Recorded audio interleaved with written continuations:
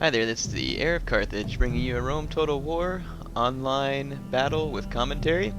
Once again, I'm playing as the Carthaginians, but this time I've taken a bit of a different army than I usually do, as you can see right here. My main line is composed of pointy infantry. There are 5 of them, and they are very heavily upgraded. They have partial weapon, and I want to say they have partial weapon, armor, and experience upgrades.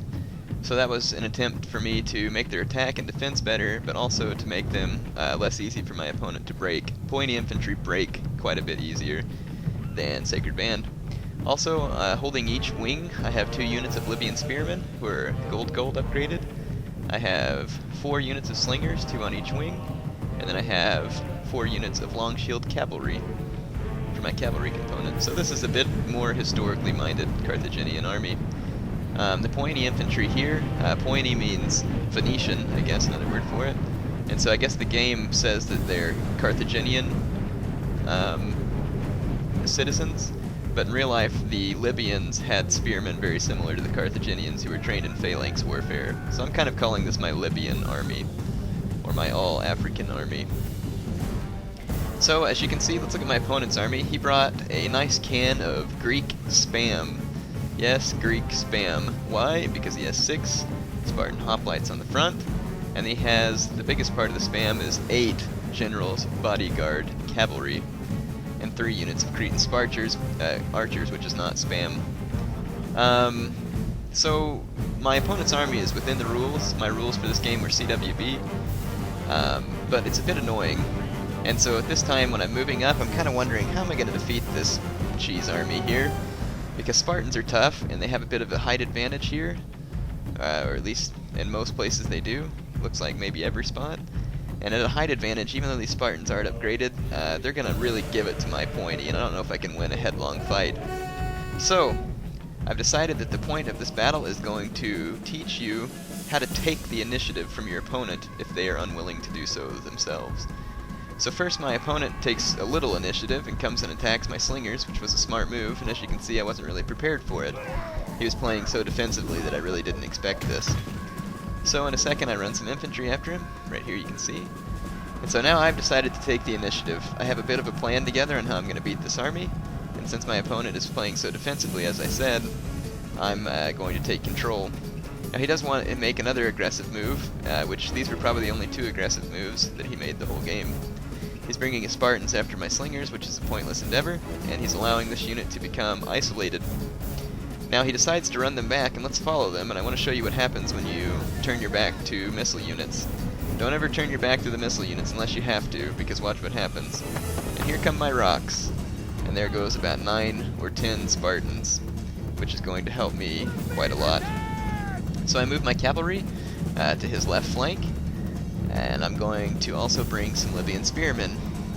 My cavalry are heavily upgraded, his cavalry are not upgraded. However, they are general's bodyguard units, and they have 2 hit points each. So they are tough units of cavalry.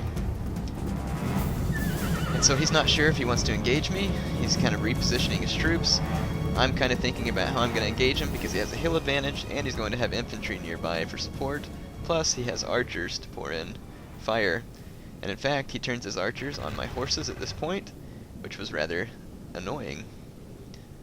So, like I said, my opponent is not taking the initiative at all. He's taken this height advantage, and he's decided that he's going to camp.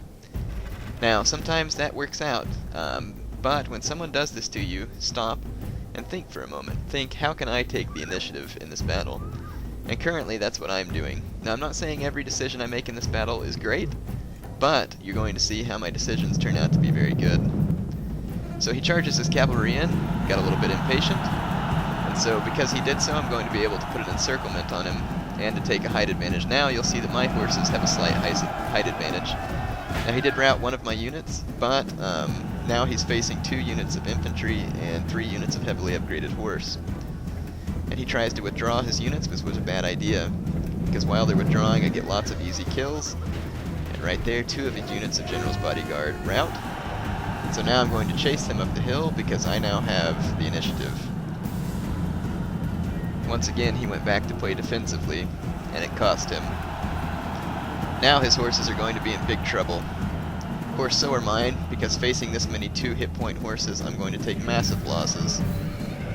So you can see my horses are getting cut down by arrow fire and other horses. But they do their job and they kill as many of the enemies as they can. So right there, some of them rout. But then he sends some Spartans out, which is going to be trouble for me, because neither my spearmen or my horses can fight these men. This is a shameful thing for your whole army.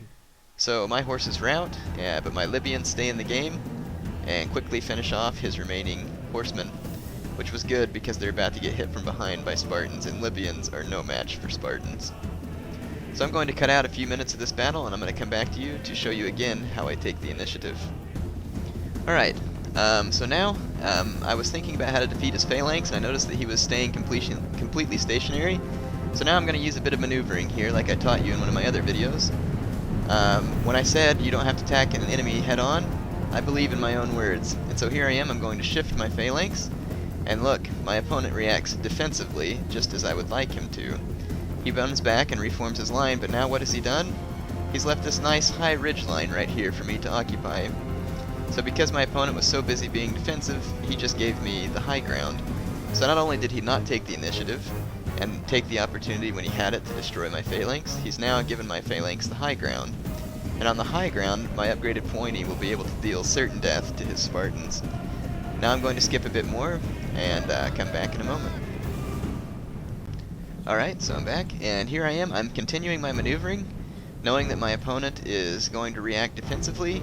I continue to maneuver to cover his flanks with my slingers, and here he's going to make a bit of a cavalry strike.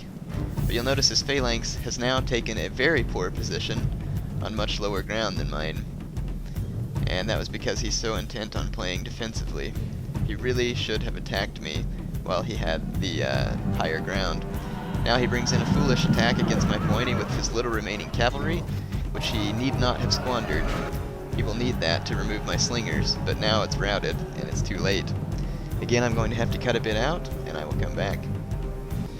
Alright, now my opponent took off running, and I was worried he was running for that large hill you can see in the background, and so I immediately began to pursue at speed, and once again, my opponent reacting defensively stops on this terrible position right here, where I have an even larger height advantage if he stays here. So now I'm going to attempt to come and engage him, because this is the perfect opportunity for me. So as you can see, I'm moving my forces in. I'm going to fast forward a bit. This video is a bit longer than 10 minutes. And so you can see he's trying to form up his flanks to protect against my slingers and my Libyan spearmen, which I'm going to use to outflank him. As it turns out, I don't need any outflanking force, because my upgraded pointy from this nice height advantage absolutely own his Spartans. And so you're not going to see too many times where pointy absolutely destroys Spartans, but get ready. I rather enjoyed it since I'm a fan of Carthage. So here I am, marching my brave forces forward. You have to be pretty brave to face off against a Spartan phalanx, toe-to-toe. And I have to admit, I was still a bit worried, even with the height advantage. But as you will see, the height advantage was very handy. So here comes the meat of the action. Our two phalanxes are coming into contact. And to make sure that I win this fight, I send my Libyans around the flank, because like I've said, my opponent continues to give me the initiative. So let's watch his Spartans make contact with my pointy. As you can see, my pointy are stationary and stacked in a very defensive manner. They have plenty of ranks and plenty of spears to present to the enemy. And so the Spartans are quickly becoming chewed up in my phalanx. Look at this unit. This unit got absolutely massacred in just seconds. There goes the last of them. So, yes, these Spartans certainly didn't have a chance against my pointy on this hill. As you can see, they became all bunched up and dropped their spears because they became bunched up. So I didn't even really need my outflanking forces. Over here, my Libyans are picking a fight with these Spartans, and they're going to get killed unless I bring them some support. And right here, my pointy are pushing into these Spartans. So at last, I finally took the best opportunity I could find, and because I waited and chose my ground, what otherwise might have been a close fight or a defeat for me turned into a great victory. He sacrificed himself. So now my rather than opponent really leading doesn't his have men any to a hope, dignified defeat. and my men are surrounding him and destroying the remainder of his forces.